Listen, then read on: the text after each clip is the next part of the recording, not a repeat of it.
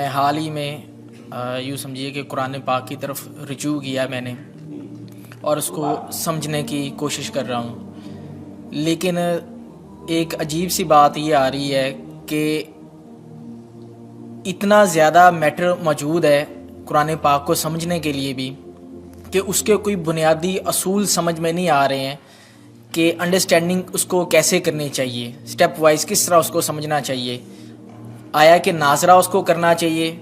احادیث سے اس کو سمجھنا چاہیے یا کیسے؟ کیونکہ اگر ہم احادیث کو بھی اٹھا لیتے ہیں پڑھتے ہیں تو کچھ علماء کہتے ہیں جی کہ احادیث کے بارے میں بھی یہ ہے کہ کچھ ضعیف ہیں یا حسن ہیں یا اس کا مطلب کسی خاص وقت کے لیے تھا، تو ایک عجیب سا مطلب کہ ذہن کے اندر ایک وہ تلاطم ہو جاتا ہے کہ آدمی کرے کیا کرے، کس طریقے سے اس کو مطلب کہ انڈرسٹینڈ کرنے کی کوشش کرے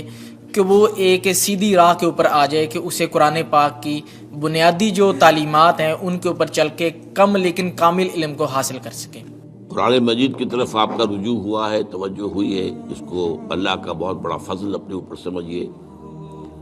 اور جب اللہ کا فضل ہو تو پھر اس کا شکر بھی ادا کرنا چاہیے اللہ کے جناب میں۔ میں آپ سے ایک عجیب بات کہہ رہا ہوں، شاید آپ کو بہت وہ نئی سی لگے گی۔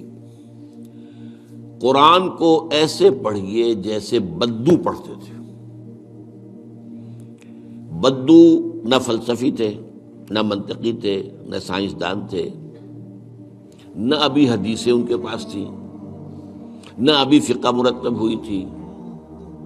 وہ کیا تھا؟ عربی زبان، یہ ان کی اپنی تھی۔ تو شرط اول جو ہے قرآن مجید کو سمجھنے کے لیے وہ عربی زبان کا صرف و نحو صحیح جاننا یہ لازم ہے۔ پھر قرآن کے متن ہی کو اصل سمجھیے۔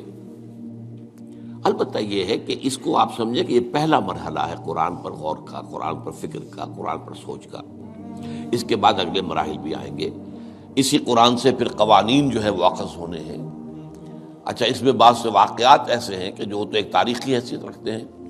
اب ان میں اس واقعے کے ضمن میں تفصیل میں کہیں کوئی اختلاف ہو گیا تو کوئی حرج واقع نہیں ہوتا۔ ابھی میں مثال دیا کرتا ہوں کہ میں چند جملے ابھی آپ کے سامنے یہاں ادا کروں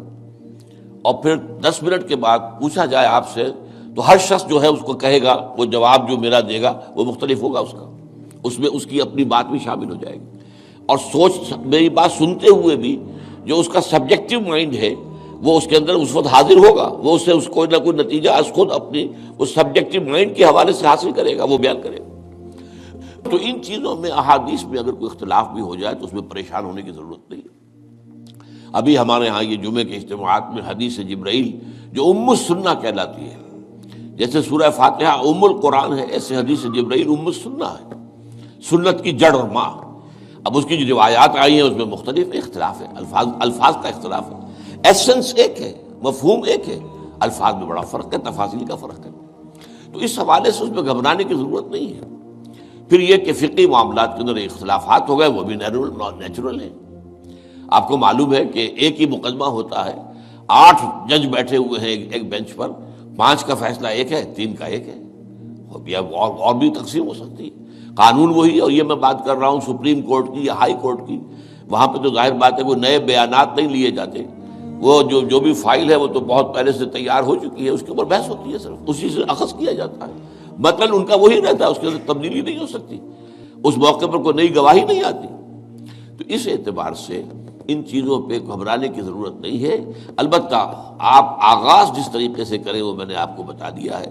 اس میں یہ کہ آپ اصل میں ان تمام جو چیزیں ہیں اضافی، ان سے ذرا صرف نظر کرتے ہوئے عارضی طور پر پہلے قرآن کو ایسے پڑھیے جیسے بدو پڑھتا تھا۔ اور وہی بات تھی کہ بدو پھر جس طریقے سے موٹیویٹ ہوا ہے، بدو سے مراد میں صحابہ کو عام طور پر لفظ دے رہا ہوں، یہ ان کی اس کے لیے وہ نہ سمجھیے کوئی توہین کی بات ہے، مطلب یہ کہ میں اس معنی میں کہہ رہا ہوں کہ وہ لوگ فلسفی نہیں تھے، کوئی پڑھے لکھے لوگ نہیں تھے، بلکہ امت کا نام ہی ہے یہ جو ہے امیین، ان پڑھ لوگ،